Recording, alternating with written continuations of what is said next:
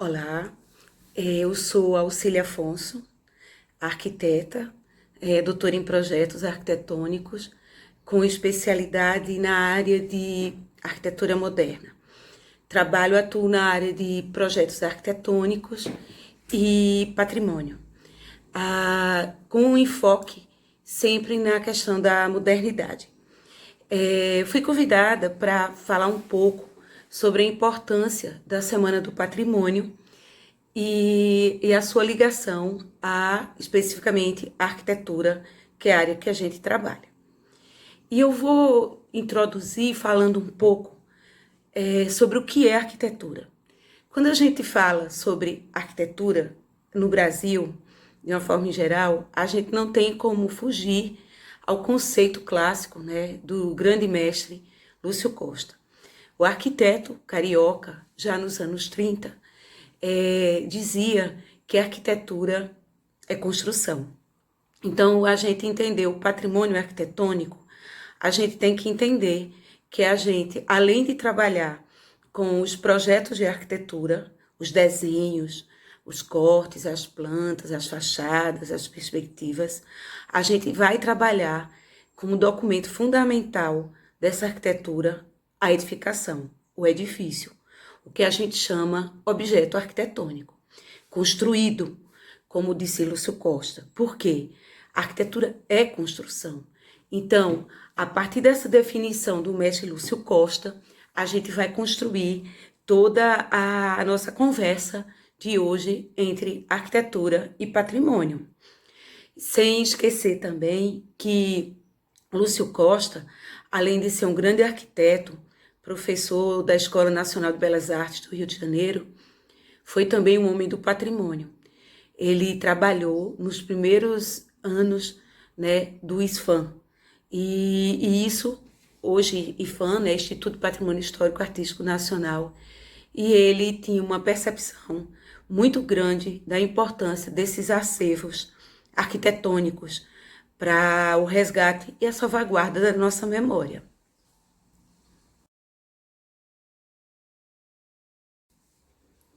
Quando a gente fala em patrimônio cultural, não tem como a gente não vincular aos conceitos ou palavras sinônimas do que é patrimônio cultural, como bem cultural, como coisa, como comunidade, como cultura material, herança, identidade, monumento, território, testemunho, tesouro humano, vivo, significado, pertinência, apropriação, paisagem, valor, imagem, mensagem, memória. Então, essas palavras, elas estão diretamente ligadas à questão de patrimônio cultural.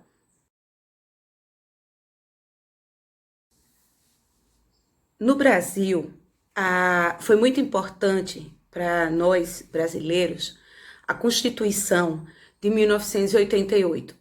Através do seu artigo 216, ela amplia o conceito do patrimônio cultural e insere na discussão os bens não apenas de origem material, concreta, mas os bens imateriais.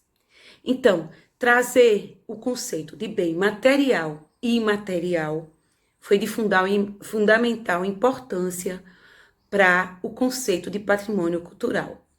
E a arquitetura, ela é considerada diretamente um bem cultural material.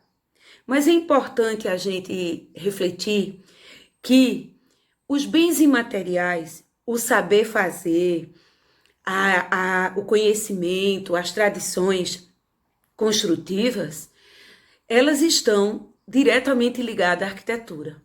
Então, classificar apenas a arquitetura como um bem material seria limitativo. É importante que a gente veja que a relação com os bens imateriais, com as tradições culturais, com as tradições artesanais, né, isso é um ponto fundamental.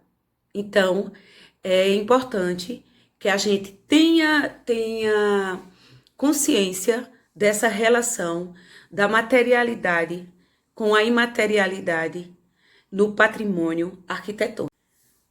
Importante ainda, falando sobre patrimônio cultural e a Constituição de 1988, saber que essa mesma Constituição, ela é muito clara quando ela delega ao município, tá, o papel de protetor desse patrimônio, das ações. Essas ações, elas passam por um trabalho de vigilância, de registros, de tombamento, de desapropriações.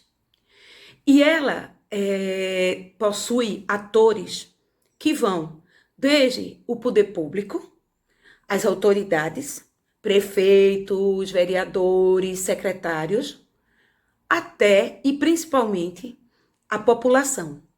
A população, sem dúvida, tem um papel fundamental na preservação do patrimônio cultural como um todo, e no nosso caso específico, do patrimônio arquitetônico. Porque são as pessoas que vão estar atentas à preservação da nossa memória, que tem sido tão massacrada nos dias atuais.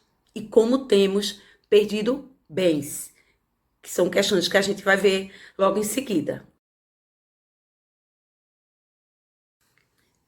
É importante que as pessoas saibam que por trás dessa discussão de patrimônio cultural, de patrimônio arquitetônico, existe toda uma base, um discurso, né, de autoridades, de especialistas, que ao longo dos anos vem se reunindo, fazendo um trabalho fundamental na construção desse saber e do conceito do que é patrimônio e das suas implicações. Eu não poderia deixar de citar aqui a importância nessa discussão das cartas patrimoniais, que são várias. A gente tem a Carta de Atenas, de 1931, tem a Carta de Veneza, de 1964, da Cracóvia, de 2000, de Nizita Agil sobre patrimônio industrial, a Carta de Burra.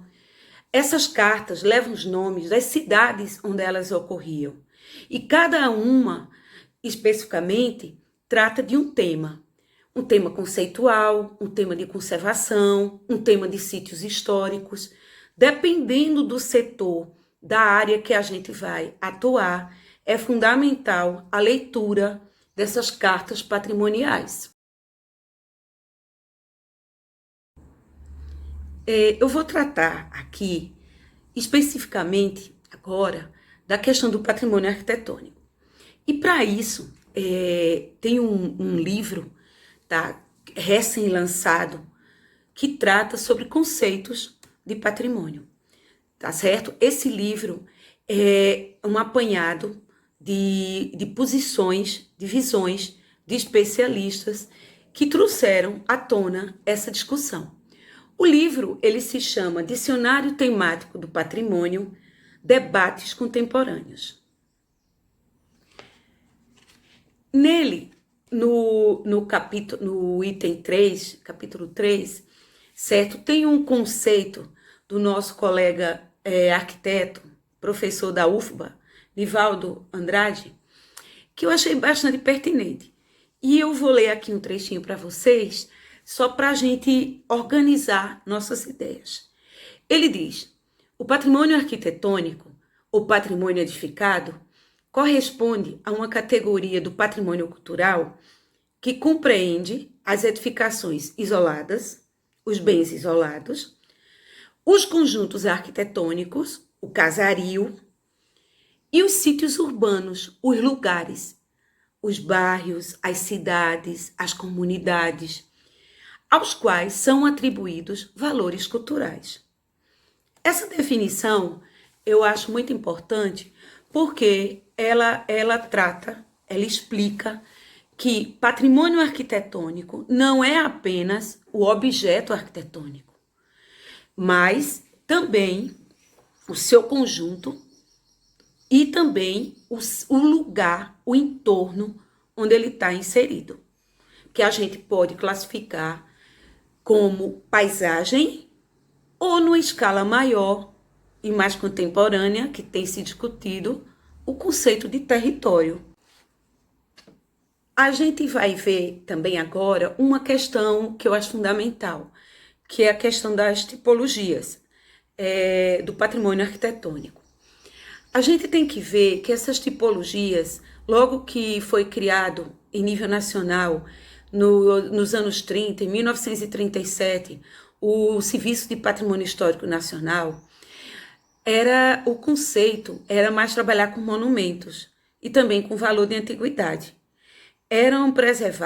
Foram preservados no primeiro momento, aqueles monumentos, entre aspas, mais antigos, e como uma arquitetura rural composta de casas de fazenda, como também engenhos de açúcar, arquitetura religiosa, que sempre foi muito importante enquanto monumentos, as igrejas barrocas, as igrejas maneiristas, construídas no período do Brasil colonial, nas cidades de Salvador, Recife, Olinda, Rio de Janeiro, depois Ouro Preto e as cidades mineiras, e também a questão de edifícios públicos, como casas de câmara e cadeia, como palácios governamentais. Essas foram as tipologias iniciais preservadas pelo IPHAN, hoje IPHAN. Mas esse conceito ele vai se ampliando, as discussões através dos eventos promovidos por associações ligadas ao patrimônio vão debatendo a importância de se ampliar esse conceito, de não ser tão elitista. E começa aí um período a ser inserido outros patrimônios. Os patrimônios singelos, os patrimônios de arquitetura vernácula, o patrimônio moderno, o patrimônio industrial e vários outros tipos, que nós vamos ver ao longo dessa nossa conversa.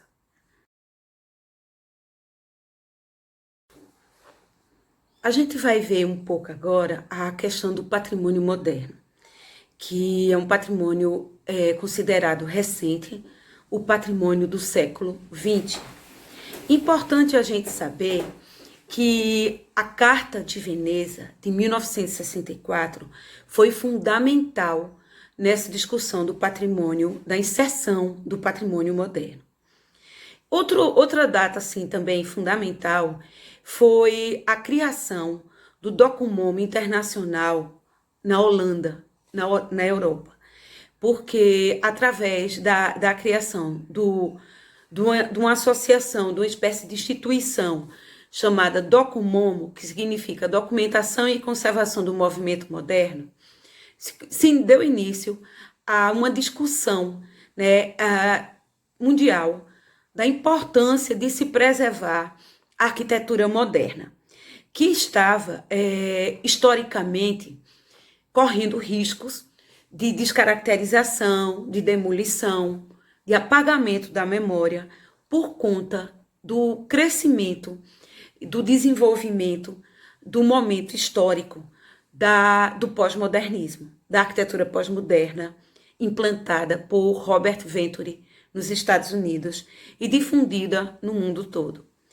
Quando o pós-moderno começa a se afirmar enquanto a nova linguagem, a modernidade produzida nos anos 40, 50, 60 na América Latina, aqui no Brasil a partir dos anos 30, mas na Europa já iniciada no primeiro pós-guerra, com a reconstrução das cidades destruídas, a modernidade ela começa então a ser tema, a foco da questão patrimonial.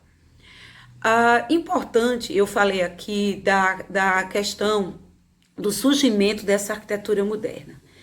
E é importante eu dizer o que é arquitetura moderna. A arquitetura moderna foi um resultado de uma demanda social, cultural, decorrente dos estragos da Primeira Guerra Mundial na Europa. ela surgiu como uma necessidade, uma resposta dos arquitetos, dos profissionais, também de uma evolução conceitual filosófica que já acontecia sobre a discussão de abstração, de forma limpa, forma pura, que embasa esse pensamento.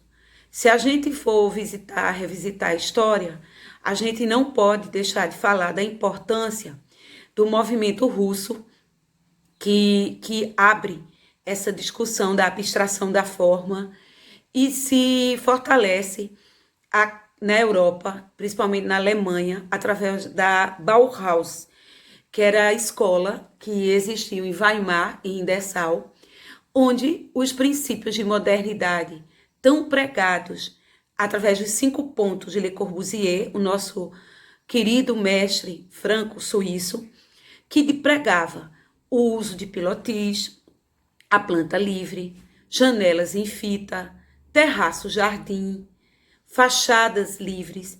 Isso tudo embasa a discussão, diz não ao ornamento, diz sim à questão da produção, da pré-fabricação, da racionalidade, da modulação, da limpeza, da praticidade. E a arquitetura moderna, ela apresenta resultados racionais, rápidos, práticos, para uma sociedade que necessitava de novas casas, escolas, hospitais, uma vez que grande parte da Europa tinha sido destruída pela guerra. Então, é fundamental a gente entender que essa arquitetura moderna tem essa origem. E ela, no primeiro momento, ela é chamada protomodernismo e tem muita ligação com o nosso conhecido Art Deco, que está presente em todas as partes do mundo e também na nossa Campina Grande. E sobre o patrimônio industrial, eu queria frisar da importância dessa categoria para o cenário campinense. Eu queria chamar a atenção das pessoas para esse patrimônio. Eu queria despertar o interesse das autoridades para esse patrimônio. Campina Grande, ela teve 2 ciclos. A questão do algodão, no final do século XIX e começo do século XX, e a questão da industrialização nos anos 60, a partir dos anos 60.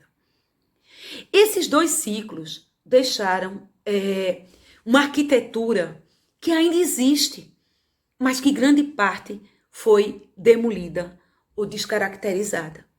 A arquitetura do algodão, chamada assim, deixou edifícios com conjuntos arquitetônicos, como os 2 pátios ferroviários, da Estação Nova e da Estação Velha, assim chamada.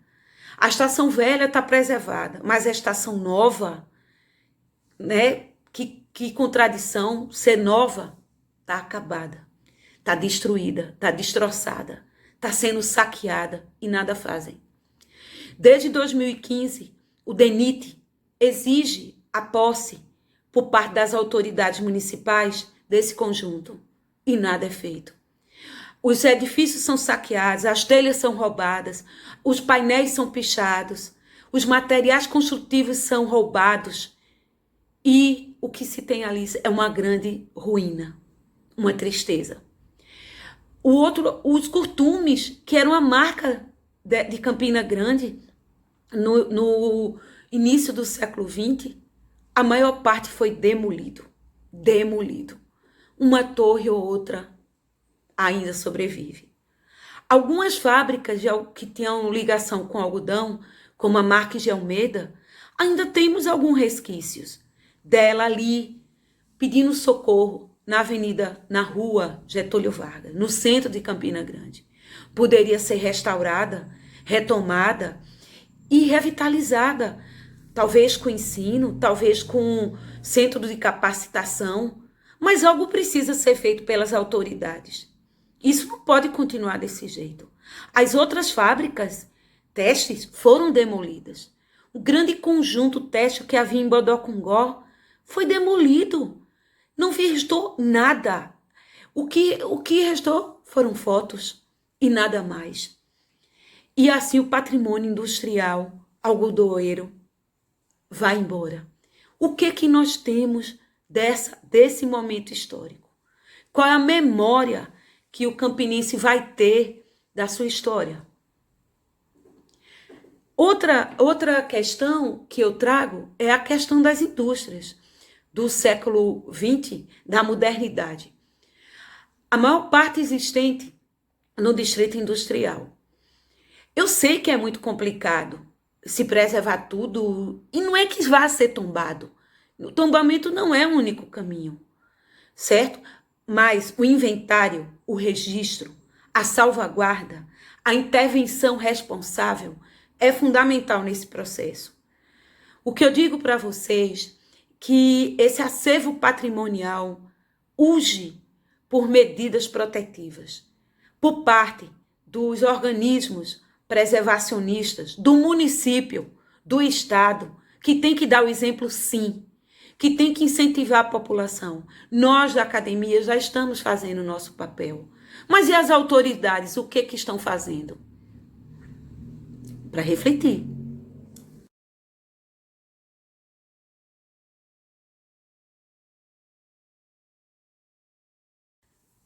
Bom, após a gente ver essa passagem por esses cenários da arquitetura campinense, vindo um pouco do Art Deco, da modernidade, do brutalismo, do patrimônio industrial, da cidade em si, com seus parques, suas praças, suas ruas, suas pessoas.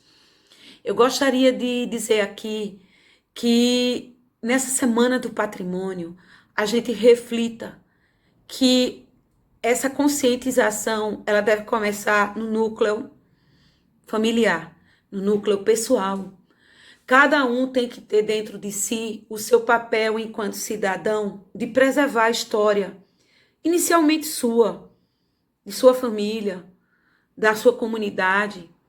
E isso vai crescendo e se torna a história de todos, a memória de todos, a memória coletiva.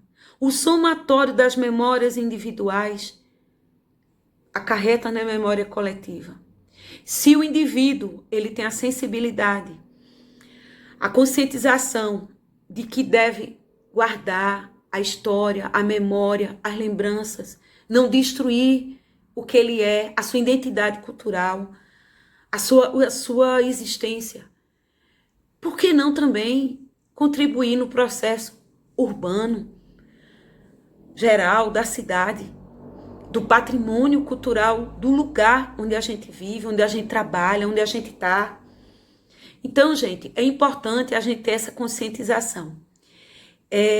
Eu queria fechar dizendo que se a gente conhecer o que a gente possui, bem, está do nosso lado e muitas vezes a gente não vê, a gente, com certeza, a gente vai criar um sentimento de pertencimento. Isso me pertence, eu vou me apropriar. Quando eu me aproprio, quando eu digo, isso é meu, eu começo a ter um querer, um gostar, a amar. Então, eu conheço, eu amo, e o que a gente ama, o que a gente gosta, a gente faz o quê? A gente preserva. Então, preservem o que é de vocês, preservem o que é nosso, preservem a nossa história, a nossa arquitetura, a nossa memória.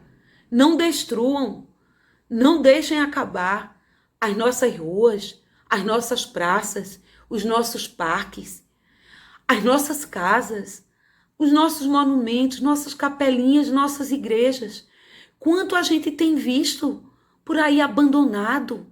Vamos cobrar desses políticos, dos empresários, das instituições, medidas. A gente não pode ficar passivo perante isso tudo. Nós temos a obrigação, enquanto cidadãos, de cobrar, de fiscalizar. Isso está na nossa Constituição. Então vamos fazer isso, minha gente. É o recado que eu deixo aqui para vocês.